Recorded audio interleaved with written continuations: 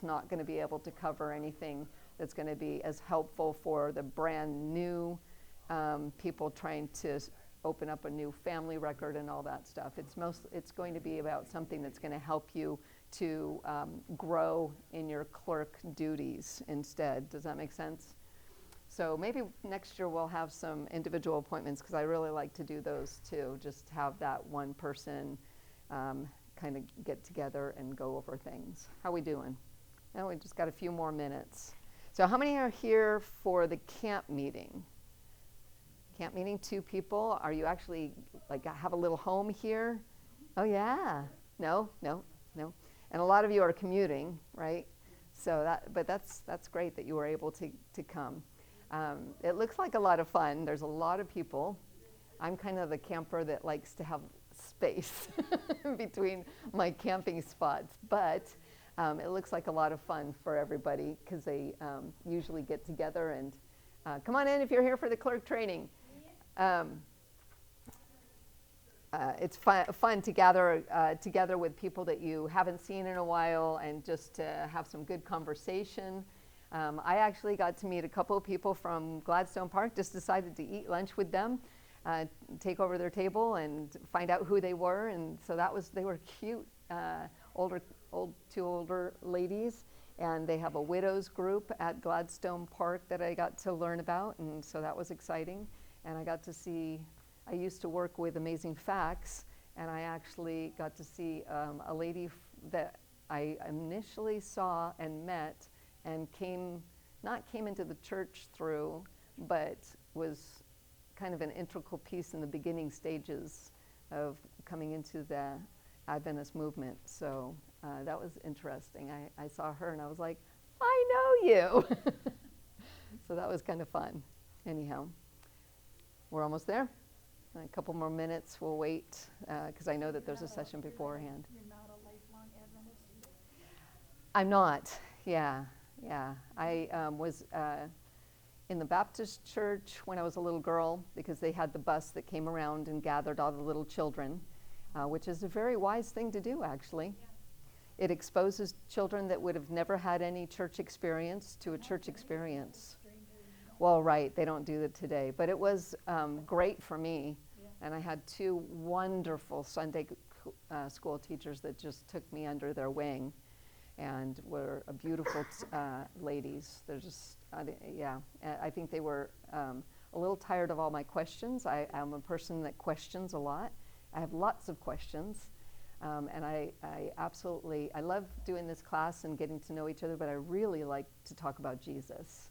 That's what I really like to do. I like to go and speak at churches and talk about Jesus and our relationship with him and one another. So, but that's where I started. And then I went to a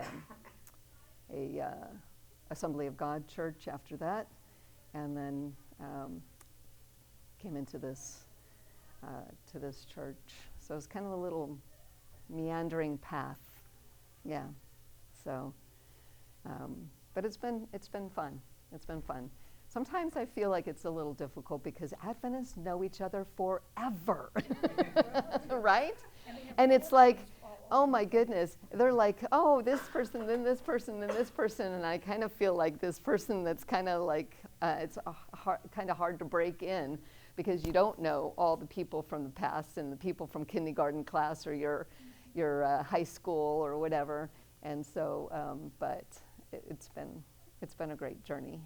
It's been a great journey. Fair enough is when you go on the projects, you keep meeting the same people. Exactly. Yeah. But it's been fun. It actually, there's good points and there's pros and cons of everything, right? Anyhow, there's somebody else that came in. What was your name? Tony Lewis. Oh, I've talked to you. Yes, I do. And some people, I don't feel bad. It's you're not the only one that's like, oh, you talk to me all the time. I enjoy, and I just want to make that statement right from the beginning. If I call you a lot, or if you call me a lot, don't ever feel like, oh my goodness, this woman is calling me all the time, or I'm calling her all the time.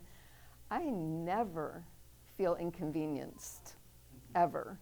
I think it's wonderful to have a family that can connect and help each other through whatever it is that you're having to do. Yep. And what church was it again? Reedsport. That's right. I should know that. I'll let you go ahead because we're going to get started. All right. Good afternoon, everybody. My name is Daffyd Sorella. It's spelled as Dafidd, which means David. I'm a full-time local pastor at Seaside Church, and I'm just hosting Tammey's seminar. So I'm just going to give you a little. How many of you know Tammey, or is this the first time you're seeing her? How many of you have seen her, connected with her, or in person? Okay, just a few of you. So she is the Oregon Conference. Tammey is Oregon Conference membership clerk, and you also are the administrative assistant for the Adventist risk management. Yes. Right. My personal experience, I joined the church like a year ago, and I wanted to know everything about the church. So I was behind my clerk, and then she got an appointment, our clerk got an appointment with Tammey, and we came down. She was so kind and generous and ran us through, and I was able to kind of mostly clean up our entire membership and just, take out the missing members or the ones who deceased. So she was so kind enough to help us with that. And I hope our clerk is sending you the attendance every week. I know that's one of the challenges, but then, we make sure that we send our church attendance every week. So that has really helped us just to understand e-Adventist. That's been my experience. So what are we going to learn today? I have a few list of things, and then we'll pray and we'll start. It says, how to process missing members correctly, when to remove membership records, disabling duplicate records, connecting and disconnecting family unit membership records, how to appropriately clean up your membership list. That's what I want to do. I mean, not that clean them up, but then who are not there or who have been transferred, And then international and local membership transfer requests, setting up a new member record, updating church officers list, Q&A time. So let's seek the Lord in prayer as we get into this workshop. Father divine, we come into your presence to thank you so much for all that you're doing in this campaign. And Lord, at this time we ask for the outpouring of your Holy Spirit upon this campaign. And especially now, Lord, as we learn to handle our database, our church membership, please be with Tammey. Let your Spirit be poured out. Let your Spirit speak through her, Lord, and let your Spirit abide with us. In Jesus' most precious name I pray. Amen. Amen. Amen.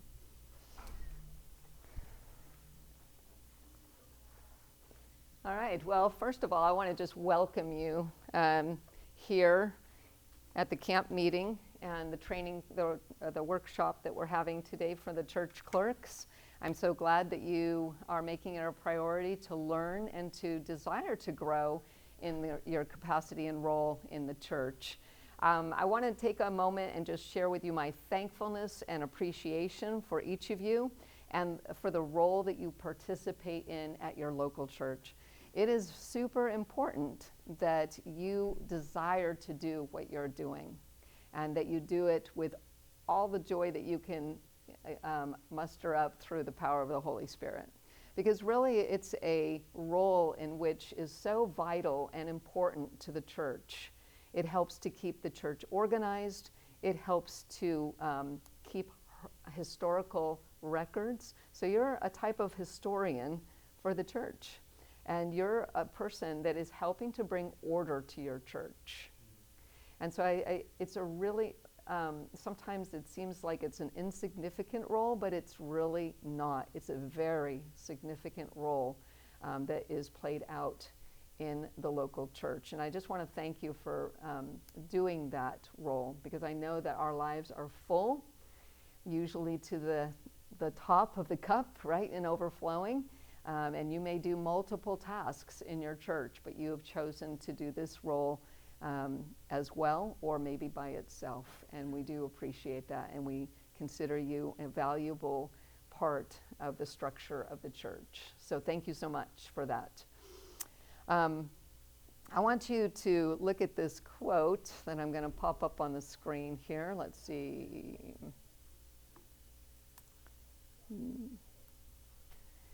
It says, your success in life will be in direct proportion to what you do after you do what you're expected to do. Now, I want you to just meditate on that for a moment.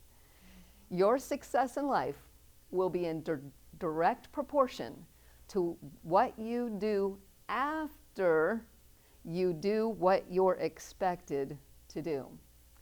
You know, it's really easy to do what you're expected to do. And I don't know if you have encountered this, but you'll go into a store or you'll go into a restaurant and you'll ask for directions or you'll ask for some service at your mealtime. And many times you'll get somebody that gives you just what they're expected to do, right? And there's no over and above. They'll point you in the direction and you'll have to go seek and find, or they'll bring you something but it won't be what you really wanted, right? And so I want to consider that, because as Christians, as followers of Jesus, we're called to a higher mark in everything that we do. And that even includes the mundane, whatever it might be. And sometimes it seems mundane when we're typing away in a computer, right, far removed from all the people.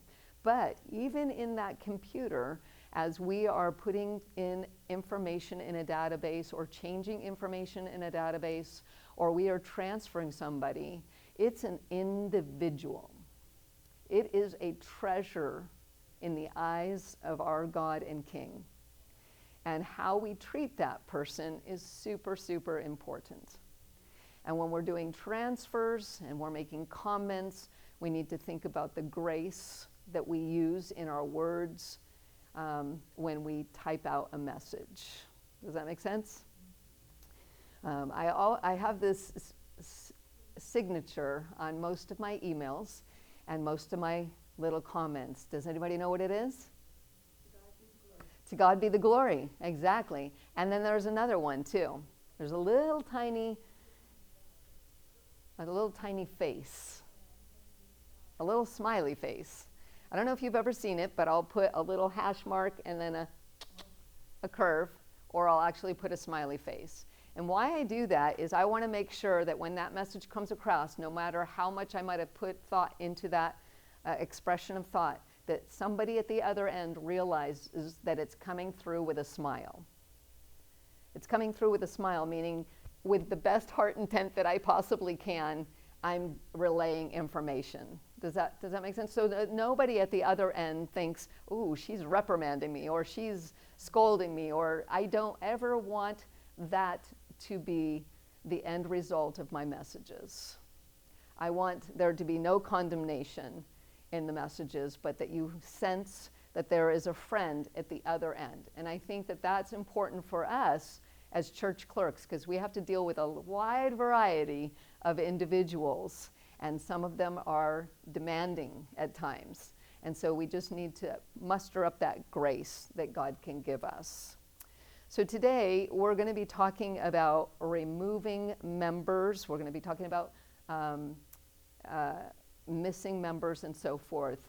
And I know we had prayer, but I don't know why, but I always feel as if I want to pray again. So I'm going to pray that God will bless our time, all right? Heavenly Father, I thank you so much that you have given us the Holy Spirit to be here in an immeasurable way as we place our faith in you, directing our conversation and giving us wisdom as to how to participate in our local churches in such a way that people around us would smell the fragrance of Christ, that they would experience Jesus even in our clerk work that we do. In Jesus' name, amen. So removing members. There's two reasons why we would remove a member. And one of them is a personal request from that member, and it must be somehow a written, formatted request that would be given to you via an email or via a written letter. okay? And then the other one is church discipline. We are not going to get into the details of church discipline, and the reason is because it's a whole chapter in the church manual. In fact, I brought the church manual because I wanted to make sure that I encourage each one here. If you don't have one, you can download one for free on the internet, the 2022 revised edition, the 20th edition, the 20th edition revised, 2022. And if you can't find it online, let me know. It would be my pleasure to send you a digital copy so that you can have it with you, because it's good to know what the guidelines are, okay, when it comes to church discipline. Not that you yourself specifically may be dealing with the aspects of it, but just so that we know the parameters, okay? So this will be very helpful to have by your side. Let's look at a quote from the church manual, page 72. It says, removing members at their request. Great care, and I want to stress that, great care should be exercised in dealing with members who request to be removed from membership. The church recognizes the right of the individual to withdraw membership from the Adventist church. So, right, we all have free will. The church recognizes, okay, I just read that. Letters of resignation shall be presented to the board, where the resignation will be recorded with an effective date. So the date of the letter is going to be the date of removal, okay? The date of the letter will be the date of removal. Recorded with effective date according to the resignation letter. Out of a Christian consideration for the individuals involved, action shall be taken without public discussion. I think that's a very important key part that I want to stress. We are not to discuss the removal of any member with outside that board. Okay, that's supposed to be kept private. Efforts should be made to restore the individual to the church family. And of course, that would be, the board would make that decision on maybe a visitation by a pastor or an elder or somebody in the church to go and see if there's any possibility of restoring that person. Okay? Anybody have any questions about that slide? All right. Members not to be removed for non-attendance. This is super important because I think this does happen on occasion because we just don't know what to do. So we just start removing people that haven't been attending the church. Church leaders should faithfully visit absentee members and encourage them to resume attendance and to enjoy the blessing of worship with the congregation. When because of age or infirmity or other unavoidable cause, members find it impossible to attend worship services regularly, they should keep in contact with the church leaders by letter or other means. However, as long as members are loyal to the doctrines of the church, non-attendance shall not be considered sufficient cause for removal from membership. Okay? So it is our obligation as a church family and community to make sure that we're staying in connection with those who may have sicknesses or mobility issues or other issues as to why they're not able to attend church. That's our responsibility. I would say probably our large church membership that doesn't necessarily attend is something that may have happened over time, and we need to pick up the pieces. And maybe God is calling us to begin to start doing regular visitations as we should. To make sure that we're not missing people. There used to be, I don't know if any of your churches use a Sabbath school attendance form. Does anybody use that anymore? Mm-hmm. Okay. That might be one way to help to figure out who is attending and who is not, so that we can keep track of who we need to be making visits to if they haven't been showing up for a long time. All right.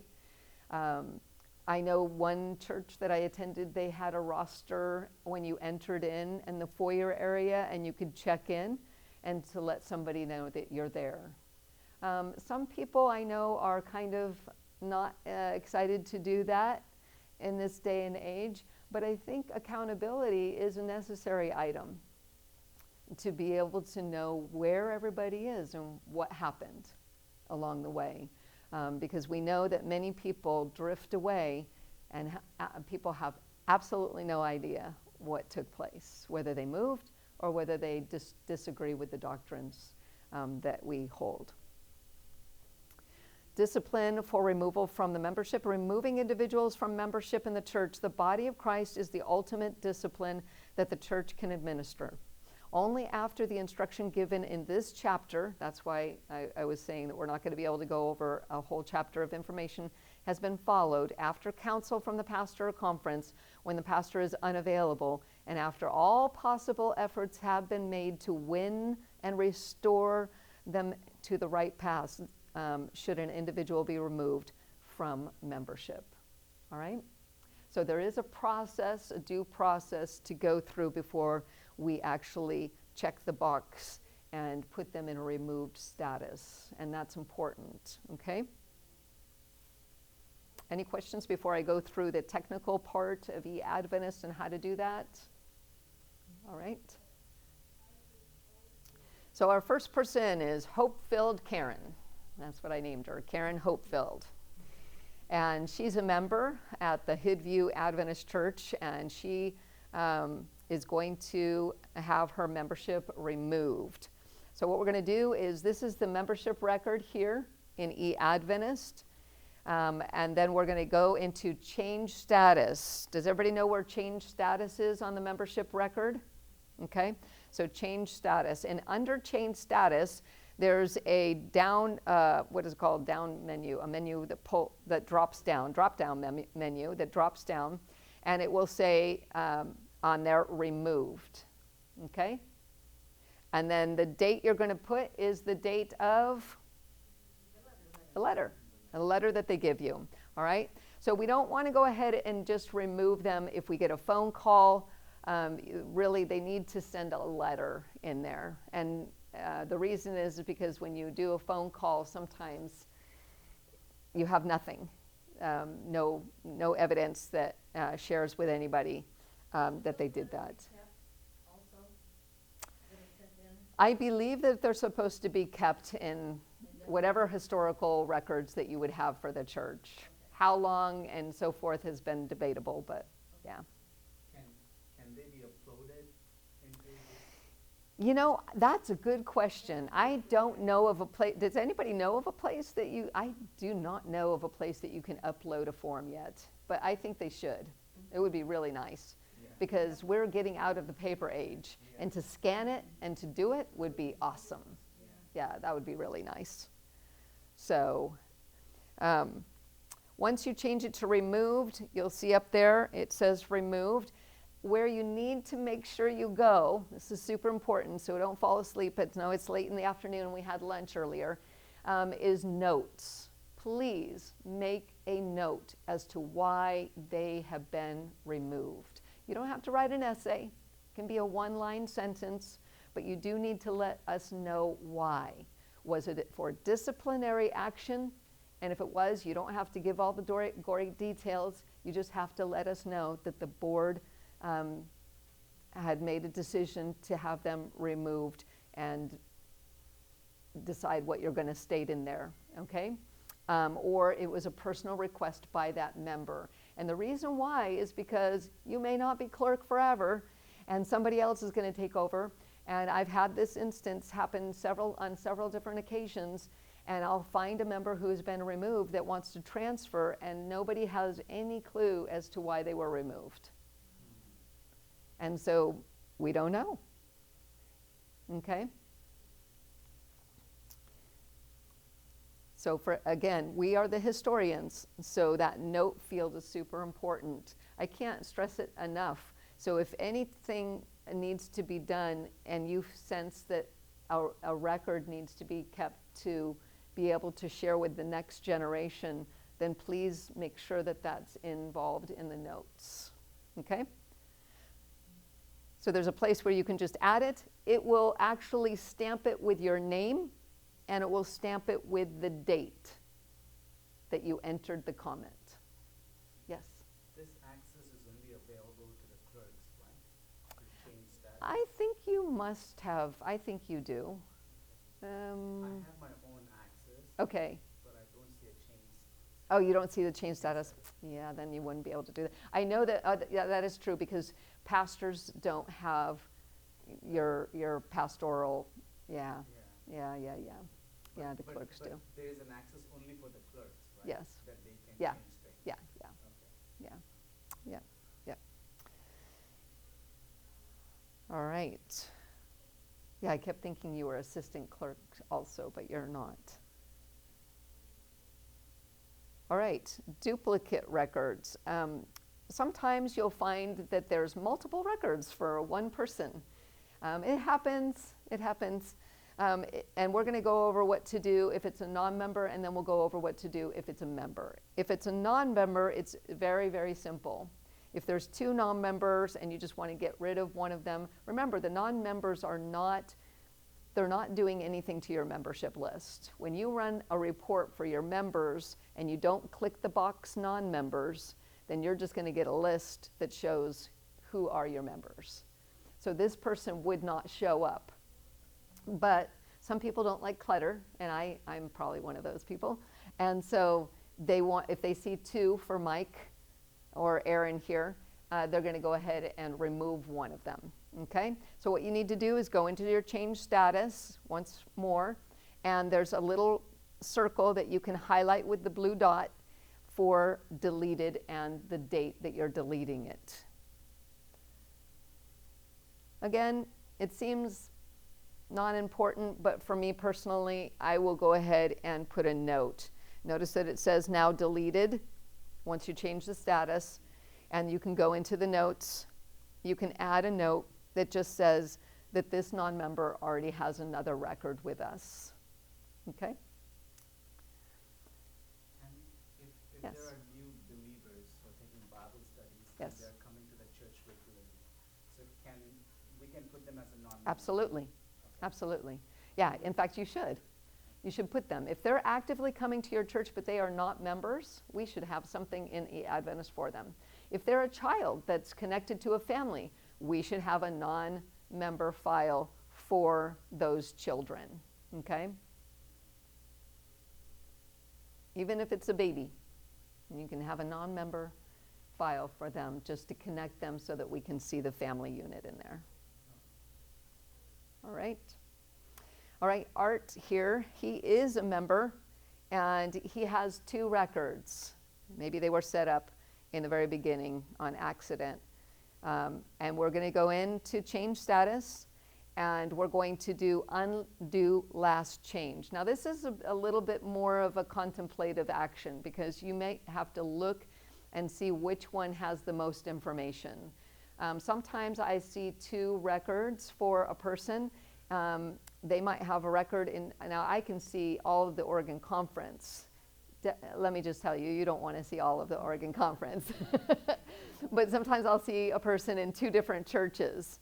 And so I'll have to figure out where they're attending, where they're fellowshipping, and making sure that we don't have two records out there for them.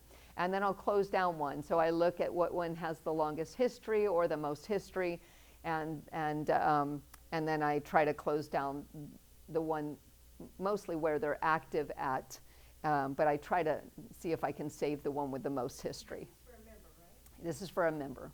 Yeah. Mine is not saying anything on it. I'm kind of trying to follow along. Oh. I know what you're doing.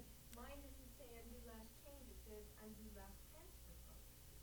Because, well, the member I'm looking is me and it was transferred in, maybe that's why. That might be. That might be. But it should undo last transfer. Yeah, that's what it says. Huh. Did you just click on transfers or did you do a search? Oh, no, I did a search.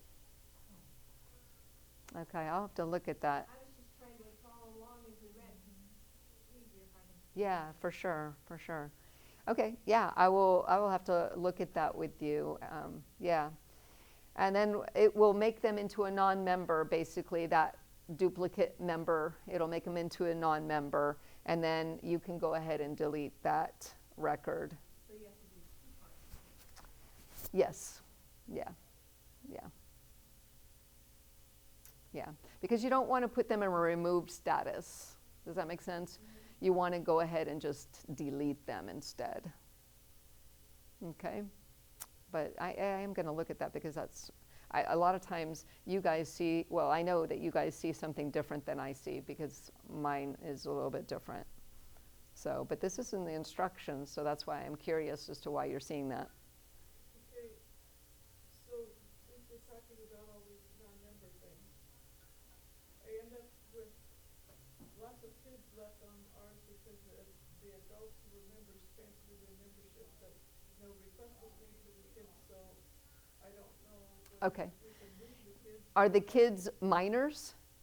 At the time they were, Okay, but now they're adults. Okay, and we have no way of tracking them now. right. If they are non-members, they're not doing anything to your membership list. I personally would probably leave them in case they came back or decided to come into the church. Then they might think that they are members. Some people do because they might have attended with their parents. And they would say, I have a membership at such and such a church, and we can just transfer that record over instead of making another record for the same person. So it's really in your ballpark. Your non-members don't do anything to your membership list. Except, well, I don't know, do they show up when you try to do a directory print or something like that? They should not. No, they should not. Not the directory. Yeah, yeah, yeah, it should not. Well, because we have, somebody just asked if they're attending your church, can you put them in? So if we have people that are attending our church and we put them in as non-members, and then You're trying to do a directory. and they want to be in the directory, but then we're gonna get all these other people that haven't been here forever. Yeah, that's a little bit trickier situation. Yeah. Yeah, I'm not sure what the answer is to that one. Yeah, as far as non-members wanting to be in a directory where they're not members. Yeah. Yeah. But the children, once the parents move to another church, if they are minors, which means, they're under 18, you can change the church or the other church can change the church. Because there's a little hand that will be by their names in the Adventist system. When you look at the family unit and you look at the children down below, there will be a little hand you can click on and it will transfer them automatically. Or you can go into their personal record, I believe, and change the church. There's a place, I will show you because I have it in later down in this presentation where it is. But you can change the church. Yeah.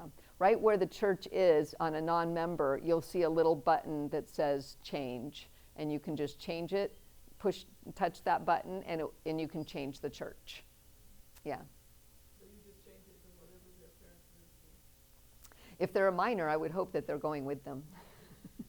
Yeah. So I would probably change that to the church that they are fellowshipping in. Yeah. Unless there's been a divorce, then it's a little bit trickier. Then you have to find out where the kids are supposed to be. Yeah, because mom and dad most likely are going two separate places, or one might not be going at all.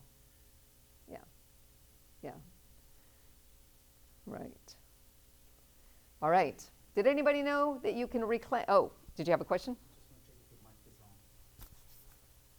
Is it on? It's turned on. Okay. Somebody had a question. Did you, or you were going to say, yep. I had it to do that connection. Okay. And not every family, so I'm not sure if every church has the family connected in that way or. Yes, they should. Yeah. Yeah, absolutely. So reclaiming, did anybody know that you can reclaim somebody? Yeah. Isn't that great? We can be just like the prodigal son and the father, embracing that person back. That's kind of, I think that's a really good feature. All right, so we're going to talk about that. When a person who has been removed from membership chooses to rejoin, they can be reinstated and reclaimed. If they are rejoining in a different church than the one that they were removed from, then the church that they are joining should contact the previous church for information about the reasons for them being removed. Okay? That's important. We need to know the reasons, because if it was disciplinary actions, there might need to be a discussion with the pastors before that person is transferred. But if it was a personal request that they just made, that they decided to be removed, but then later decided that they wanted to be reinstated, that's a different story. Okay? But the two churches need to be talking, and we need to make sure we're doing proper searches for people so that we know that we have them in our midst, but maybe not in our membership list. If necessary, you can use the change church button to move the non-member to another church, because once you reclaim them, they will become a non-member. We'll still have their record, but it will become a non-member. And then your choice as the local church is to bring them in by profession of faith or by baptism, depending on the situation at hand and what you deem might be the best choice and way to go. All right? I think that's a great feature. And I think I've come across a few clerks that have not known that it's there. They know that they have a person that used to be at their location. And I even had a little bit of resistance of them wanting to transfer them. And I don't know really why, because there was nothing stated in the notes. So it's okay. It's okay to reclaim and to transfer that individual. And I'm going to show you a search here in a bit too that will help in that. All right. This is Adina Smith, and go into change status, and there will be, once you have them in a removed status, you'll get a different view of what change status looks like, because you'll have a place where it says start reclaim on, and then you can put the date on there. Okay? Once you save that, that's when they will be reverted back to being a non-member, and then the church of where they're being reclaimed for will make a decision on how they want to continue to process, whether profession of faith or by baptism. All right, missing members. This is a hot topic. It seems that everybody is interested in cleaning up their membership list. And so we want to make sure that we're doing it properly, and I think we'll be able to understand it a little bit better. So there are different steps that you have to go through before you can just claim that they are a missing member. And generally speaking, this is a 2-year process. So it's not something that's going to happen overnight. And it's something that needs to start happening, because otherwise our church lists are going to keep growing and growing and growing and growing, but the people attending is going to be small, right? So we end up with lists that are over 600, and we have 60 attending, and then we are stuck, right? We don't know what to do. So you might have to take it in chunks to do it. You're going to need your whole church to assist you.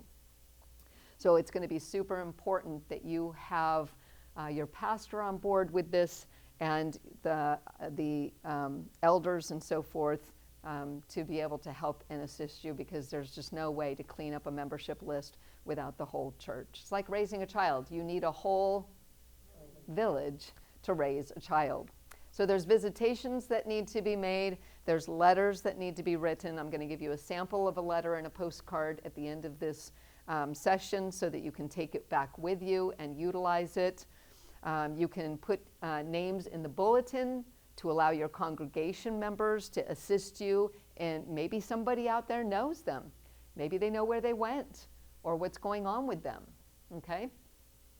The Gleaner is another avenue that some people have used, putting the names out there to see if we can locate these individuals, and then find out maybe they're fellowshipping in another place, or maybe they have come to a place of disagreement. And then phone calls, of course, is the other one. All right, these are different stages or different steps that you can take in the processes of missing members. But we can't just go in and start marking them all missing without doing the steps. That would not be a good service. So, yes. When you're using the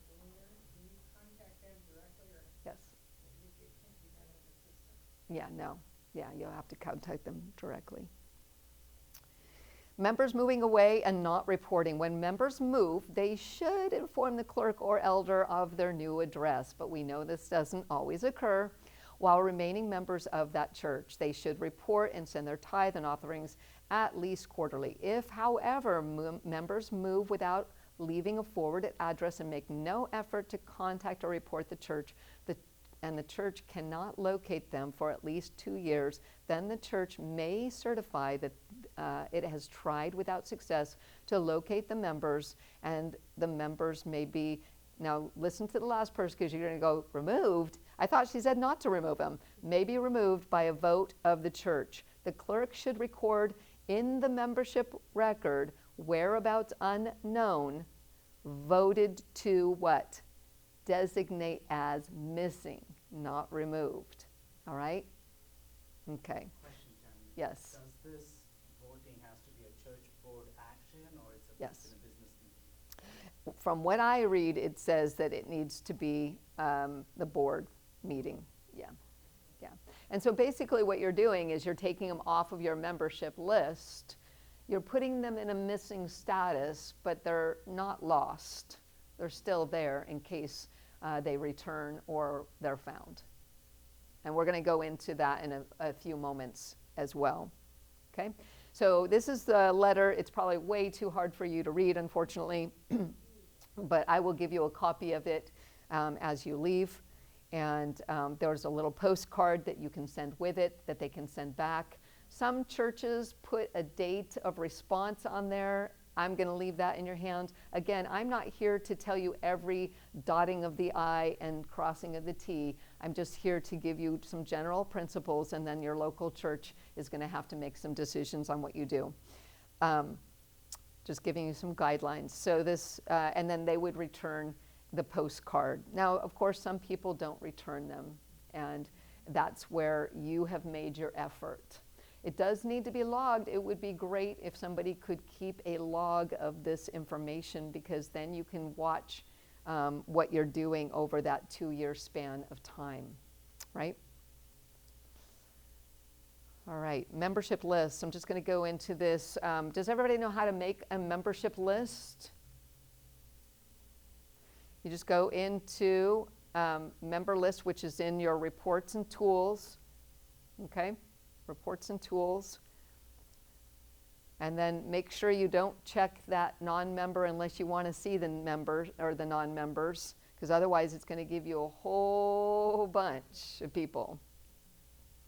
View the report, and then you're going to see a report that looks similar to this, okay? Sometimes you'll see a line through something, and you'll be like, well, what's that about, right? And at the bottom of the page, it will tell you it's because the address is no good.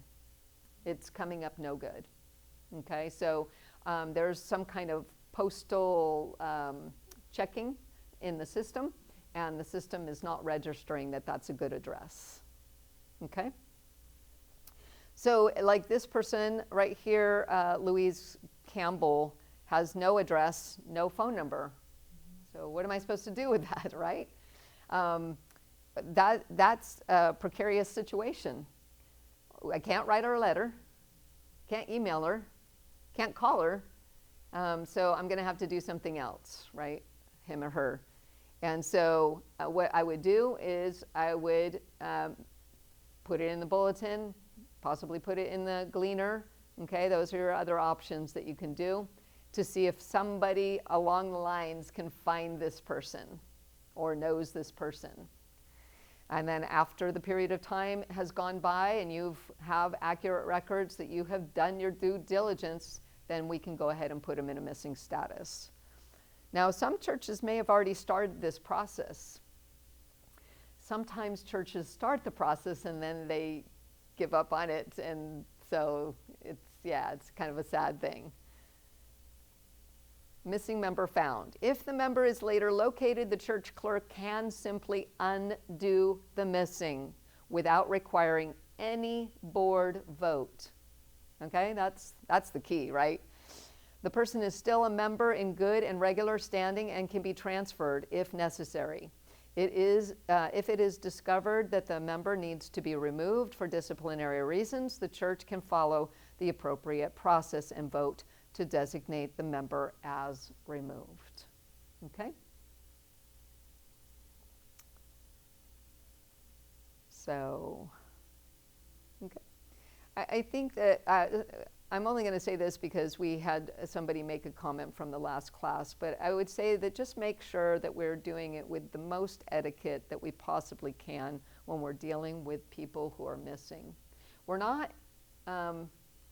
are not made to go look the dirt up on people so that we can remove them because they are not following what we think that they should be following.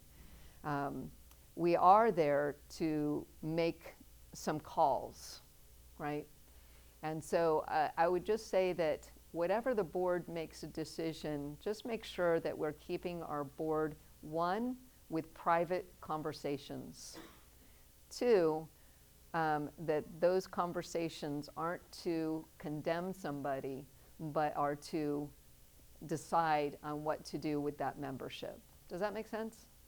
Because I don't know about you, but for me, I think that the Lord grieves over how we interact with people that have left sometimes.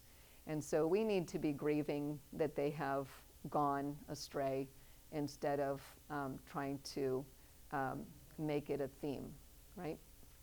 So I tried to, a couple of years ago, embark on this process.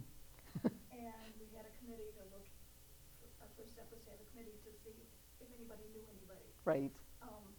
And one of the members of the committee, she has children and grandchildren who are missing, but she has forbid us to contact them. She said, my daughter and my granddaughter, whoever, has said they do not want any contact from the church. They do not want you to send them anything. You are to send anything to them, to me, and then she would forward it. And I'm going, you're not, Right. the member needs to speak for themselves, Yeah.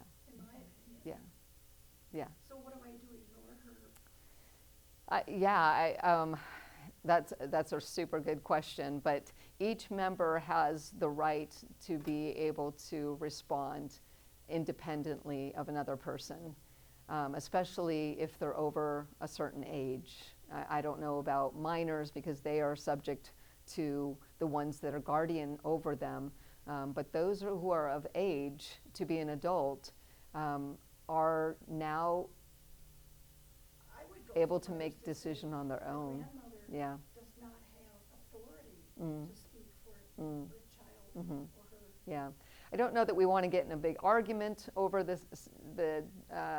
situation, but if we sense that there is a need to reach out to somebody, we need to make a decision on how to do that appropriately. So, yeah. Mm-hmm. So can you still have that grandmother be the one to deliver, a message that if you would like your membership? So address the letter to the child and hand it physically, hand it to grandma.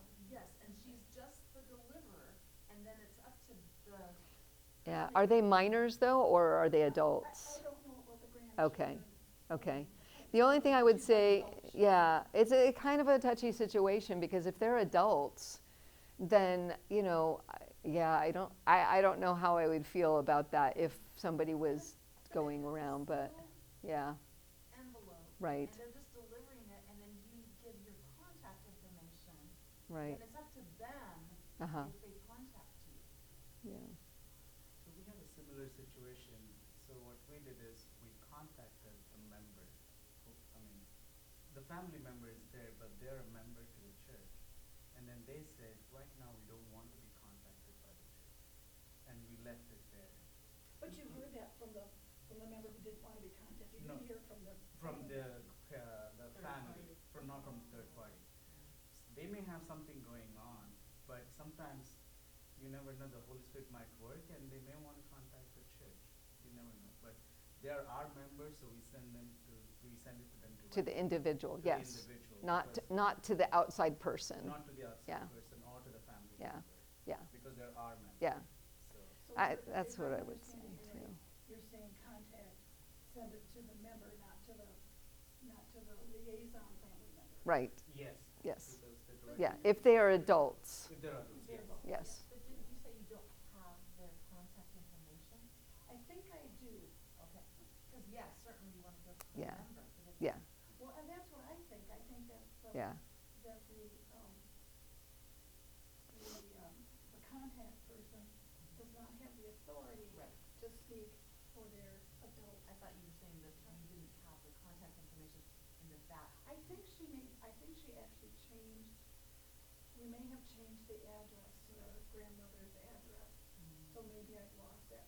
Does address has a in- it will be in e-Adventist, yeah, there will be a history of the change. Okay. So you can go back and look, yeah, but if they are adults, I would agree with the pastor on that situation. And the other situation that you guys were talking about where you don't have the address of the actual member, that's a tricky situation because that's private information that you're giving a person that's not supposed to have that person's information. So, yeah. All right, so I'm going to kind of move on a little bit. How are we feeling about missing members? Is that a little bit clear? Is that a little bit clearer, I should have said? Are we making it clear on the steps that need to be taken? Is there any questions as to those steps? Yeah. Well, if they're found, but they still don't wanna be part of the church. Mhm. Yep. Yeah. Do we go to the steps where we send them a letter and? If they send back the postcard that says that I want to be removed from the fellowship of the Adventist Church, that's your letter. Okay. And you can put them in a removed status. Okay. Yep. Yeah. Then if all they say is I don't want to be contacted, then Yeah, you can't remove them until they request for that removal. so you just keep trying other avenues and. Well, you can put them in you can put them, okay, so if you know where they are, but they're not wanting to take their membership off or transfer it to where they're fellowshipping, because maybe they're not fellowshipping at anywhere. There are people that just, they sense that being on the books is a salvational issue or whatever the situation might be, then we can leave them, but they can be, there is another way to make them inactive. Yeah. So what you're saying is that Uh-huh. we need a written consent, not a verbal consent from them. Yes, we do need a written consent. Yeah. Verbal is a tricky situation. Yeah. I learned the hard way on that one. So you will need to make sure that you have a written documentation, yes. Request, take me off the books. We did that. We don't Okay. have it in writing Okay. because she became a Baptist again. Okay. Yeah. So do we need to send her a letter then that we need it in writing, even though we have? How was this, if it's already been done, I don't know that you want to go backwards necessarily, but I would make sure that you have something in the notes of that record that says that you had a acknowledgement from the actual member and then a vote was taken. Yeah. I don't know that I would go backwards to correct things, but I would from here on out let them know that we really need something written from them stating the fact that they have been removed. Yes. We recently tried to clean up our records by sending out letters to missing members. Some of them didn't come back, some of them do. Yep. But when they get to a certain age where you think, okay, they've probably died because they're 100 years old, what's the process of removing them then? Or do you Yeah. not?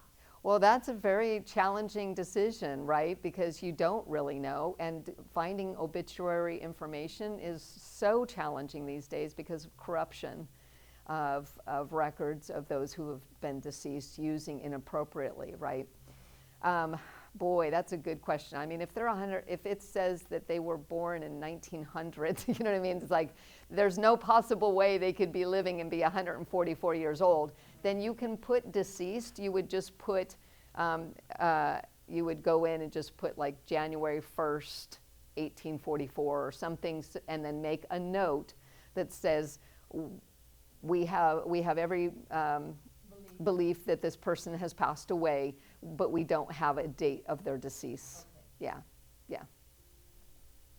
What about, someone that the church says, I mean, various members in the church say, oh yeah, they died, but Yep. you have no proof of it. Yep.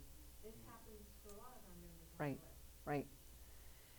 Yeah, that's another challenging one, right? If they are faithful people that you can rely on, I would say that that's pretty trustworthy. I don't know, does anybody have any? We just don't have it in Yeah, writing, right? yeah, there's lots of times that happens. I don't think that that's an uncommon thing, and you can use the January 1st, 1844 again in that, or whatever one you want to use to be your symbol, but make sure that you're making notes as to why you have brought this person into a deceased status. That's the key, is the Yeah. note-taking. I think Show so. that you've done your due That's right. diligence Yes, to try to do. I agree. Nobody should be upset at what That's you've right. done your- That's right. And the good thing is that if for some reason they find out that they're not and they're alive, we can undo it. Right. And we can resurrect them. Right? Yeah, that's right. That's right. So that's the good thing. But at some point, we have to trust our congregational members. You know what I mean? If we know that they're a faithful person that would not give us information that was, yeah. Yeah. Maybe I'm wrong on that, but I'm just going to say that would be my go.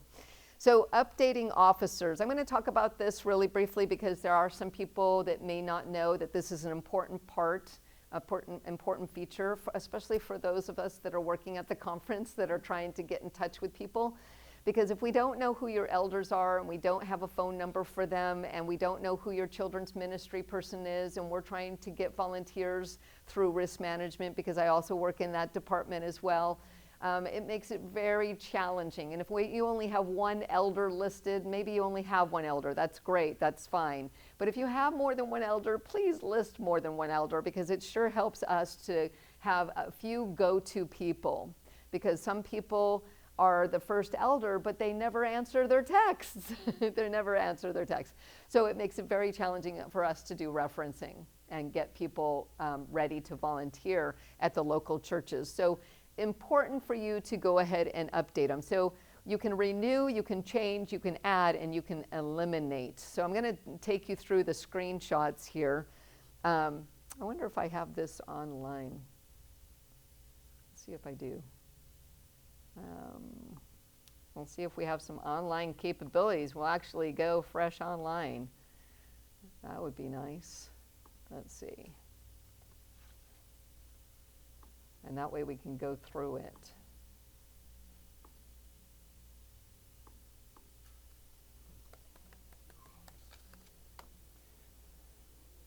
All right, so we're going to go into,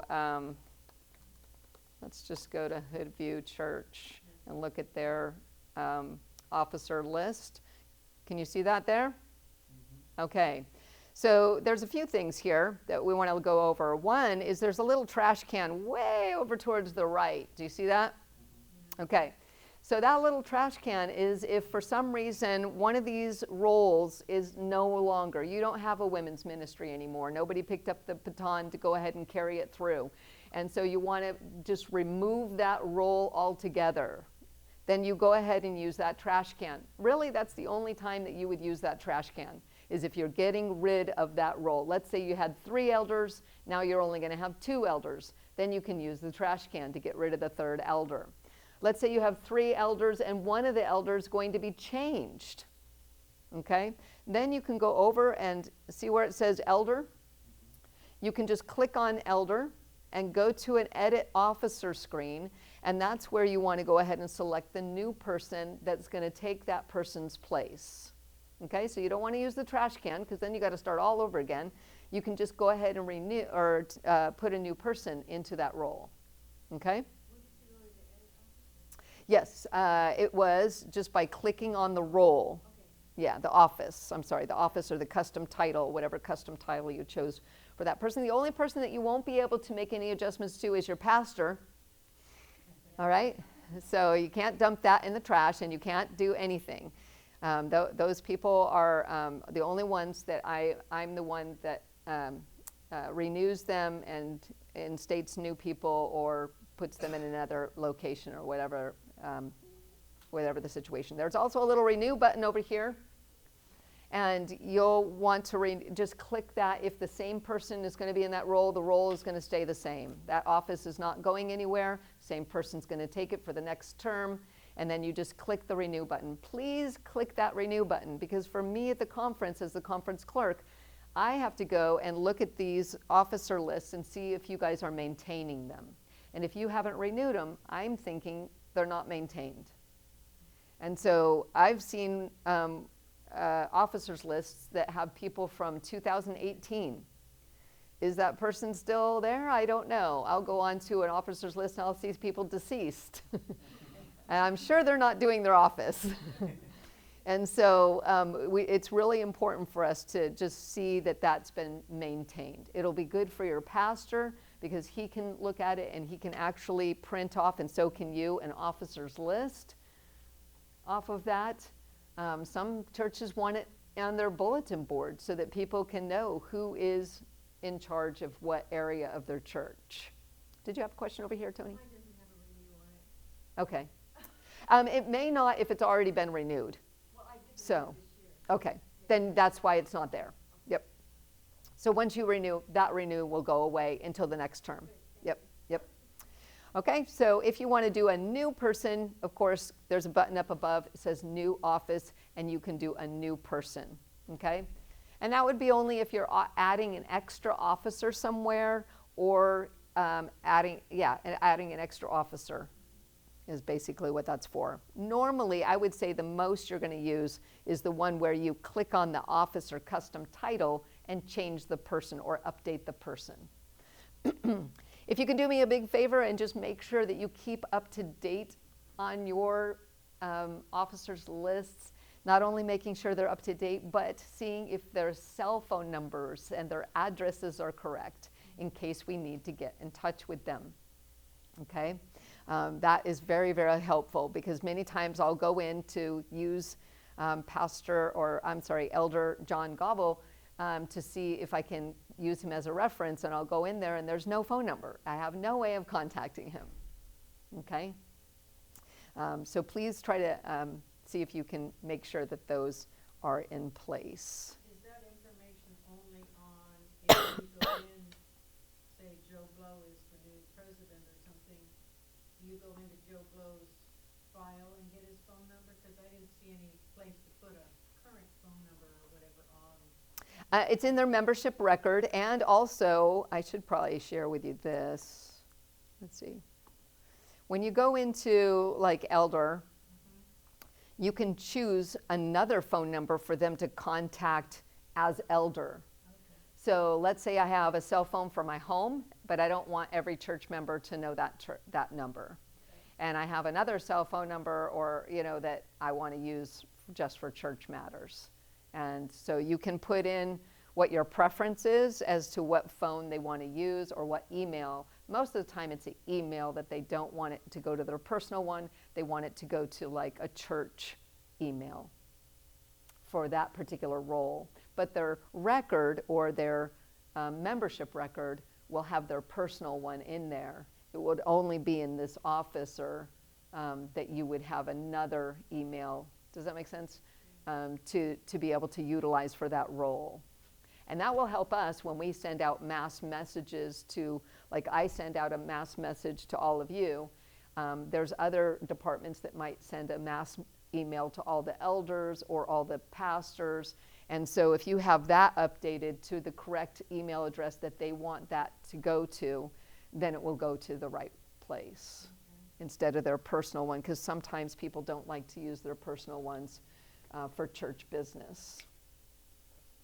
Question, Tammey. Yes. Do all the offices listed, do they need to be background checked? Yes. All of the offices? Yes. That is a risk management question. But I will answer that. Anybody volunteering in your church, whatever capacity, whether they're with children or without children, they should be background checked. Yeah. Yes. You emailed me about that, and I tried to go in and do it. I'd done it a little over a year ago in a different conference. It would not let me do it because it was a different conference. I would talk to Wendy Kessler on that one. If you've been in another conference, you may need something switched over to this conference. What is her title? I'm sorry. Wendy Kessler, she is the Director of Risk Management. Thank you. Yeah. All right, let's get back to clerk work here for a moment. That was an important question, though. Oh, yes. Oh, no problem. Yeah, no problem. Let's see if I can get back up on this slide. It's going to take me all the way to the beginning, probably. Yep. Okay, let's go.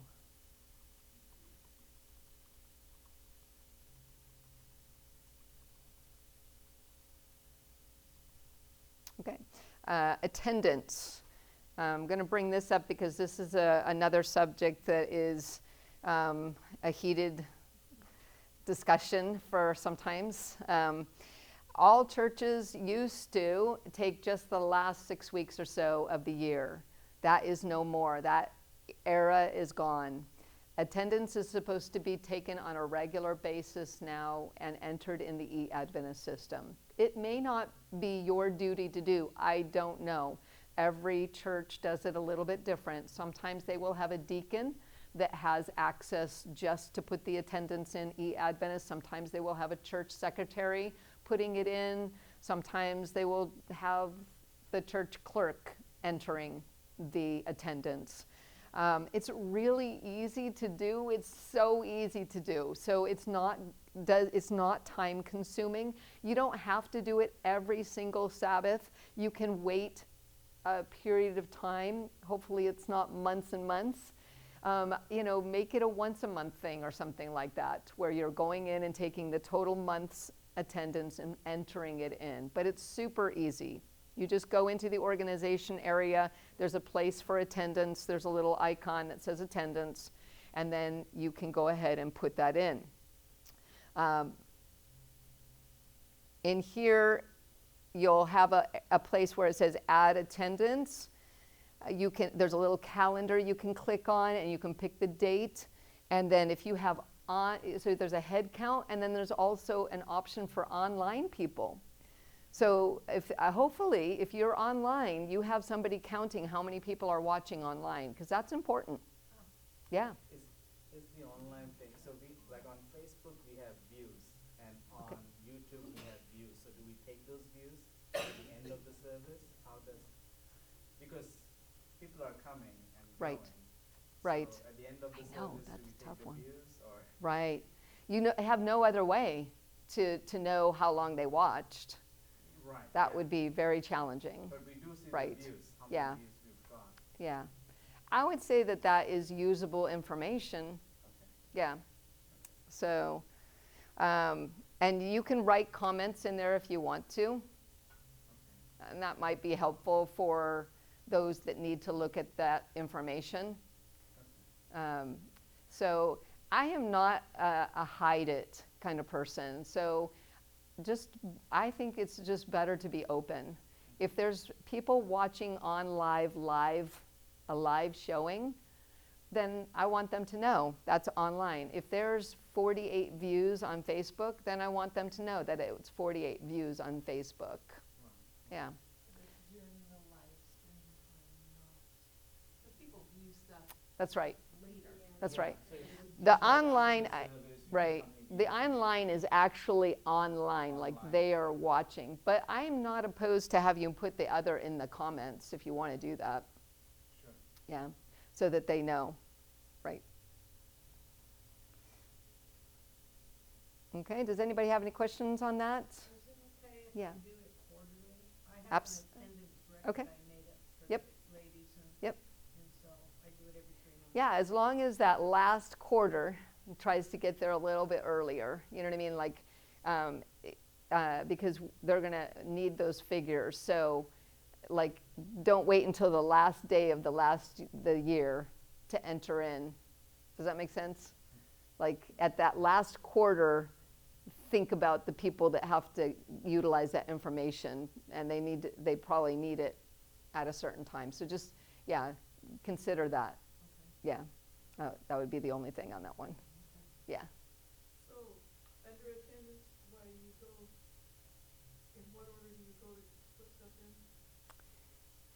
It would be head count, and it'll show you head count and online, which means they're online, they're watching the streaming of your service. You said something about the word organization, so I'm not sure where that fit in. I'm sorry, I don't remember when I said that. You said organization and then add attendance. Oh, I'm sorry, it's in organization. Yes, I thought you meant as an organization. Yeah, it's in the orange part called organization. The attendance is in that part. What is the attendance part of this for extra stuff besides just a church service, live streaming? We use it also for if we have a memorial service or a special event and we want to keep count of because you could just change the title up above. Yes. What it is and name it, and if we want to keep our count for other things that we have going on in our church sanctuary. So we use that attendance record for other stuff. Okay. Yeah, I don't know the rules and regulations in regards to that. I don't know, why you wouldn't be able to use that, utilize it. You can use it for Sabbath school as well. Yeah. I do want to say that if for some reason there's a snow day, please don't put 0, because 0 will really mess up your totals. So if you have a snow day, just don't put anything. Yeah, don't enter that date in.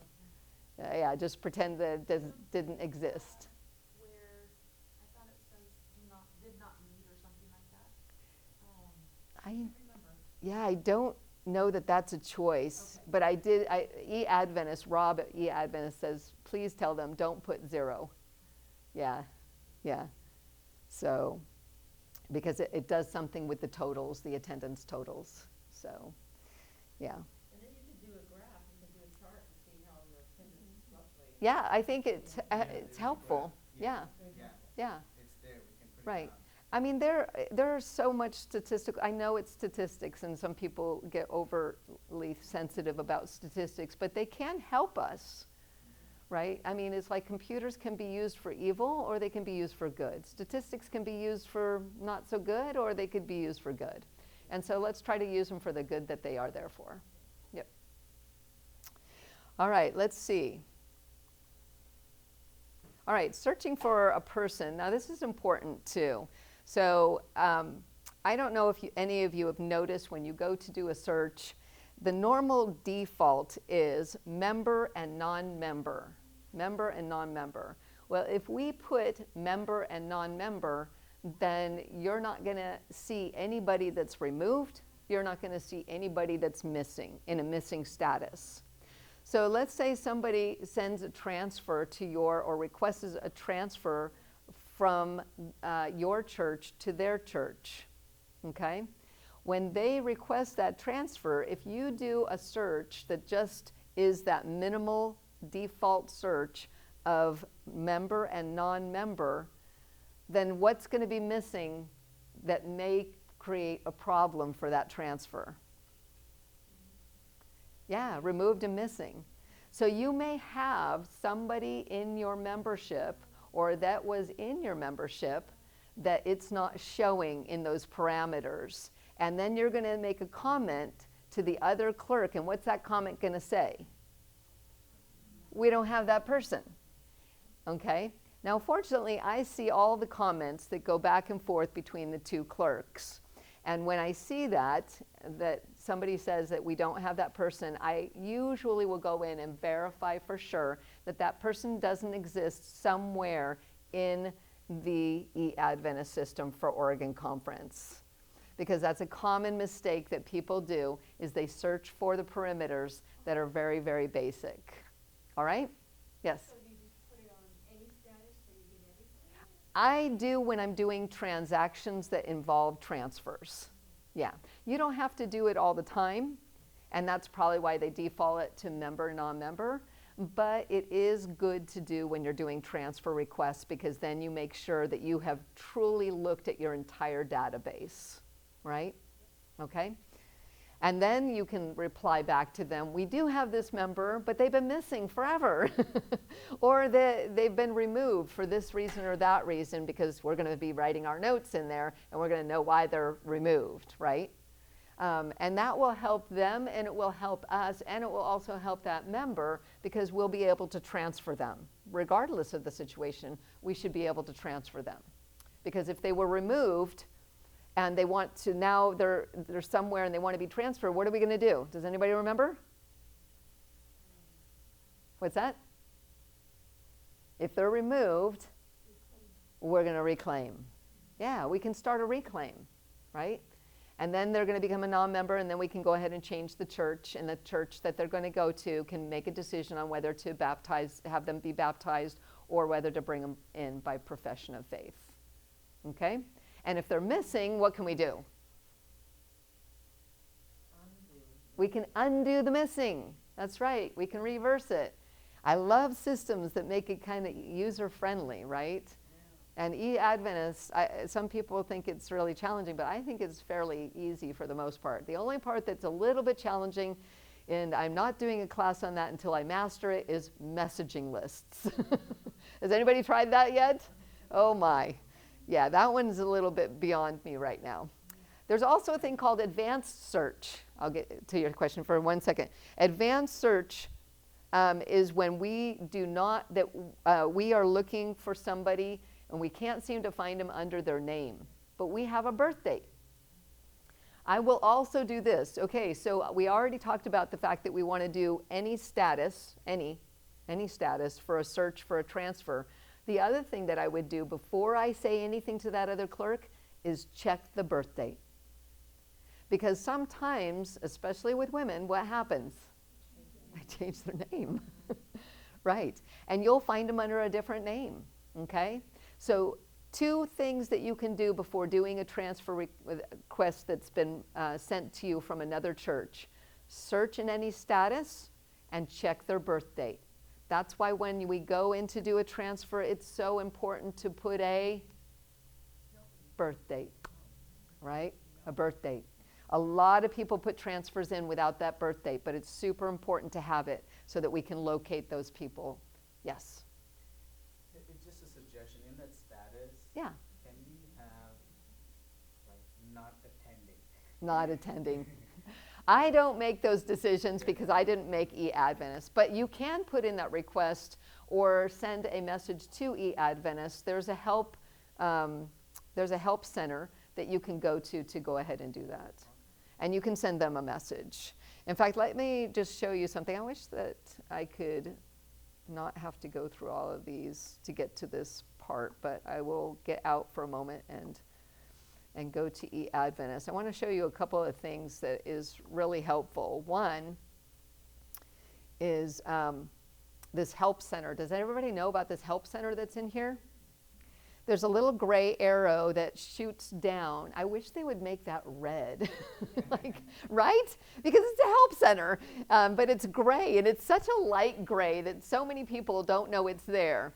So basically, when there's a drop-down menu that comes up, and there's a blog that I think Brian and Rob or somebody mans, and they have articles and stuff in there, and then there's resources in there. I encourage you to go and look at the different resources that are on there. And then there's a help center, and this help center is great because if you click on this and you go in here, you can search for any topic that you're having challenges with, and it will come up with sometimes screenshots of how to process it. For instance, this one talks about the death of somebody, and I don't know the death date. I don't know the date of death. And it will tell you what you can do if you don't know, okay? Or if you want to do a transfer, you can go to inbound transfer, and you'll get these nice little screenshots with little arrows that are pointing in all different directions and circles that will share with you how you can process the transaction. Now, sadly, that means that I might get less calls, but it's there if you would like to utilize it. But if you'd like to call me, I'm more than happy to answer your calls and to help you through the situations as well. And you can print those off, make a booklet for yourself, make a PDF for yourself if there's one that you'd like to have on hand. And where is it that you access it? You can go to your home screen. Yeah. Or any of the screens. I think all the screens have it, and there it is right there. There was the church manual here. Last time I went there, it said it wasn't in service. Oh, there. Nope, page does not exist. Yeah, it doesn't go anywhere. But there is a PDF out there in the system, though, so you can get it. It is out there. Yeah, I clicked on it, but it didn't go anywhere. Yeah, it just didn't go anywhere at all. So I want to just finish up with this last segment here of transfers. Is there any questions before we go into transfers in the last moments? Is there questions that you brought that I haven't answered in this session that you've been eagerly biting your lip to proclaim? No? Nothing out there? Boy, this is a quieter group than the last group. You should have heard the last group. This place was full and woof. This is a pretty basic question. I just haven't encountered it before. Yes. We have a child who was just baptized, so to put her, get her voted in for membership, does there need to be like 2 readings? Yeah. There does need to be 2 readings? Yeah, yeah. Any membership goes through the same way, whether they're, so state that one more time just so I make sure I'm listening to your, Baptized, yes, I need to vote her into membership. yes. So I need to put it in the bulletin twice. You don't need to. No, because they have, they go after baptism, they make a statement to the entire church if they accept them into membership. So, She was baptized sorry. officially, Yes, so yes, I'll just put in the bulletin. yes, Membership vote. yes. Yeah, because they'll make a statement after, don't they make a statement after the baptism, right? Yes. Yeah. Sorry. Wasn't listening very good. I need to. All right. Any other questions? All right.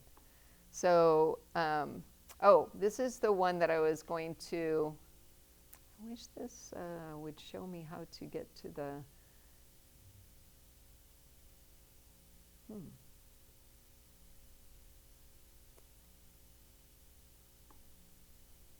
current slide. Yay. Okay. So, all right. So PowerPoints are almost more challenging than e-Adventists to use, but I'm used to Apple, so I use Keynote, so much easier. So this right here, I just wanted to show you at that screen. This is a non-member, and see where it says change next to the church? We talked about this earlier. And you can just push that change button if you know that they're attending with their folks somewhere else, or they're a non-member that's attending a different church. Okay?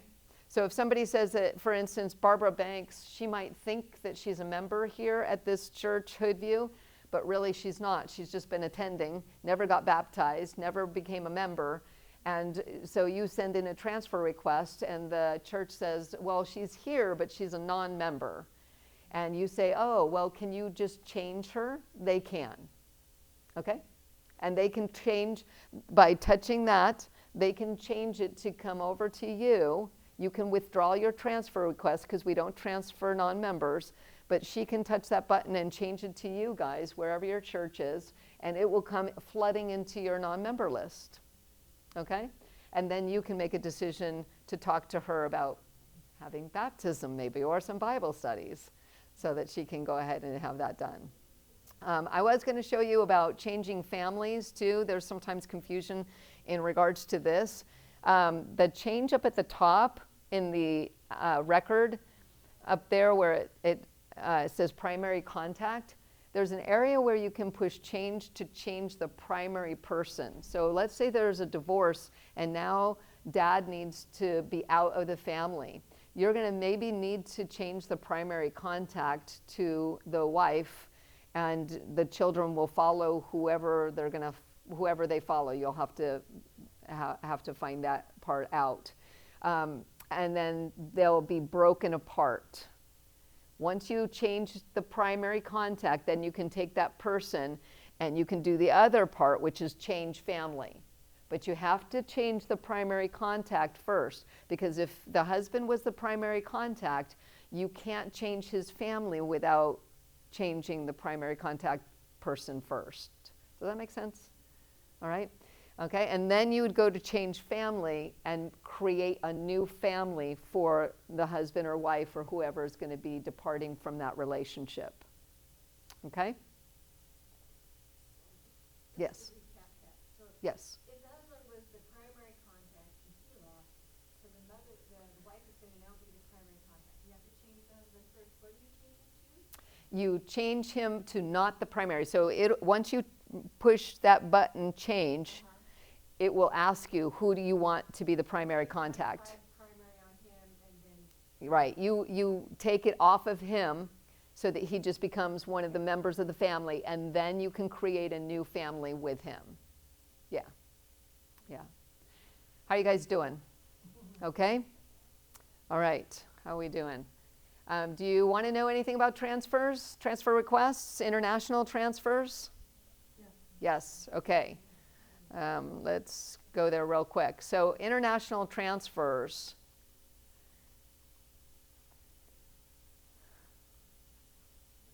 You want to go to organization search and search for the international church. That's always a challenge because sometimes the church doesn't appear to be there.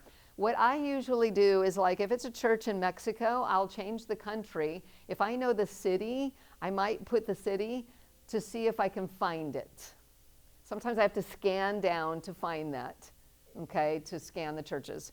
You can put the name of the church and take a chance, but it's not always perfect on that end, and it may or may not work.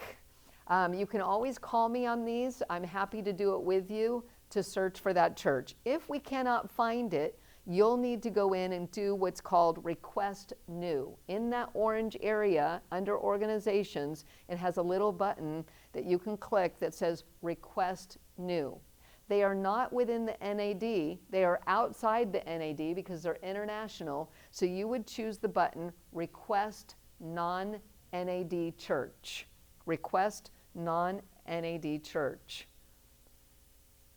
Once you go to that, you'll get a screen where you can fill in information. This is going to be the biggest thing I'm going to share about international transfers. Get an email address. We just don't do snail mail much anymore. It doesn't seem to work, and nobody gets the mail. I don't really know where it goes. I think it's with a bunch of my socks I've lost in the dryer. Somewhere in that black hole somewhere. But it's much easier to connect with people, and it's faster to do it by email. So when you're getting information from your member who's transferring from an international church, get them to give you an email contact. Yes? Having lived in several different countries, Yes. it can take months to get mail. I'm sure. And sometimes it doesn't never arrive. So That's right. Yes. Yeah. So when you're filling this out, try not to fill it out without an email address, because I can assure you the first thing I'm going to ask is, where's the email address, right? Get an email address because it's going to make it so much easier to process the transaction. And then I will play the international church, but you need to initiate it. Anytime somebody is transferring into your church, your church, you're initiating that, right? You're asking the other church to send somebody to you, okay?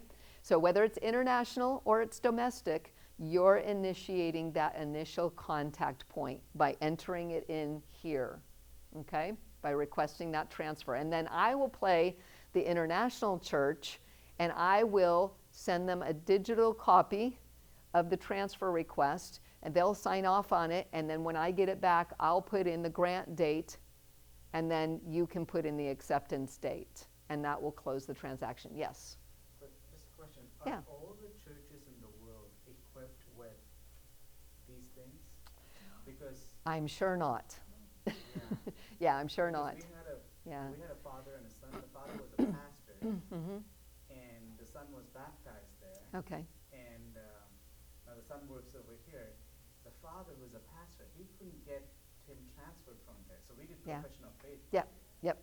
And we have to do that too, because there are some times where even the digital has not worked. We will email, we will dance around, we'll do little smoke signals, and nothing seems to get the message over or any response from them. And then if it lasts so long, generally speaking, transfer requests should not be out there for more than 6 months. And when they are, I have to kind of like prompt and say, please move along, or else we're going to have to withdraw the transfer request. And then what I'll say is, I'll put a message in there that will say something like, we're not getting a response from the International Church. I recommend that you go ahead and do profession of faith at your church. Withdraw the transaction. You do need to withdraw that transaction. I would prefer not to do it because I'm trying not to play that part that the local church plays. And if you hear me, a lot of times somebody will ask me about doing something, and I will say, it would be my pleasure to assist you. And the reason why I say that is because, yes, I can do it all, but there's 100 churches or more, right? So there's a lot more of you than me. And on top of that, it's not empowering anybody to do the job that they were called to do, right? Yes?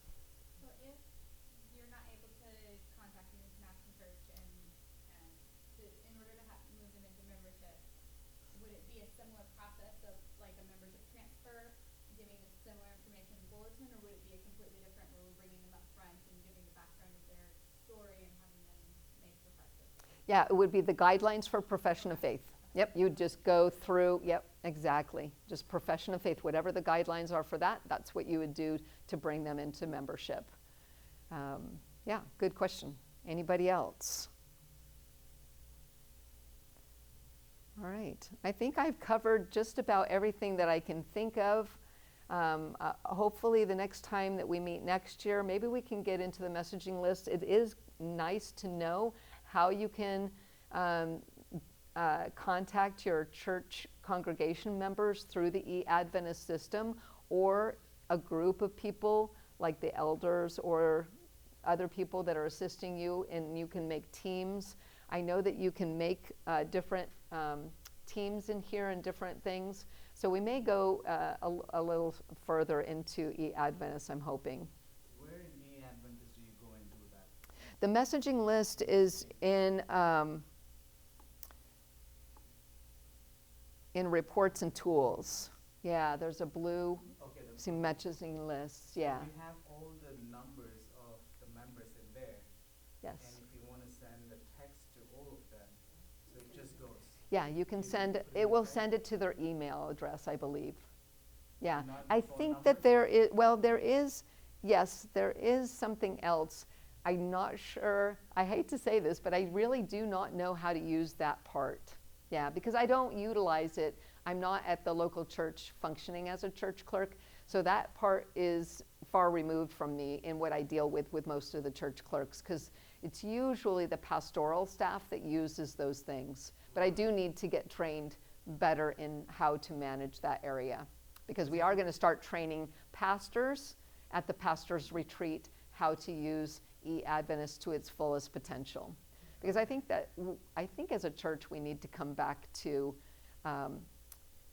attending to a lot of people who haven't been attended to, and that's people that are leaving and not being noticed that they are leaving out the door.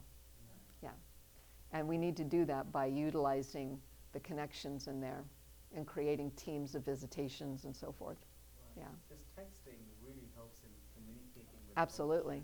I totally agree. And a lot of them are like, no, Yes. can you just text us or Yeah. send us email? Yeah, and I think, I'm pretty sure that there's a way to do it on there too, but I just don't know the ins and outs of it to be able to share it with you right now. Yeah. Mm-hmm. E-Adventist comes in into a lot of information on a member, like nationality, Yes. education, all that. Yes. Is that strictly for the church's benefit, or does the conference access need any of that? Does all that need to be filled out, all those extra things? That is a good question, because I know that e-Adventist sends out something to the churches on an annual basis asking for the diversity of their church. I'm not sure how that is utilized completely. That would be a Rob and a Brian question, because they're the ones that send that out. But I believe, haven't you guys seen that before where they send something out? Yes, to find out the diversity of our churches and so forth. I'm hoping it's used to find out where we're lacking in reaching different ethnic groups that we hopefully should be reaching, because heaven is going to be filled with a diverse amount of people, right? And so we want to be able to be a church that's very diverse. Well, I hope that you learned something here. I hope this was helpful for you in some manner to be here today. If there's other things that you would have liked to learn, please email me, text me, whatever you need to do to get that information to me. Something you'd like to see in the next time that we meet next year at camp meeting. I'm open to ideas, and I really like to hear from you guys what your needs are, so that I can make sure that we are meeting those needs. All right? I'm going to go ahead and close out with a prayer unless there's anybody else that has a question. If you do have a private question, I'll be here for a few moments afterwards. We have some handouts. I'll make sure that we both end up at the door with those to give out at the end. All right? Have a blessed afternoon, and we'll pray. Heavenly Father, we thank you so much for allowing us this afternoon to just sit in your presence and learn about the ways in which we can be a blessing to the members of our local church. Father, I want to be a blessing to each and every clerk that has been assigned that role in their local church, and I am asking you to continue to teach me through your people how I can attend to those needs and how we can best supply the service that we need for each person to do their job. Father, may you bless each family that is represented here today. May you have them go out and be the fragrance of Christ to their community, to their families, to their church, and to all here at the camp meeting. May we absorb and relish the presence of Christ as we're here together in fellowship. In Jesus' name, amen.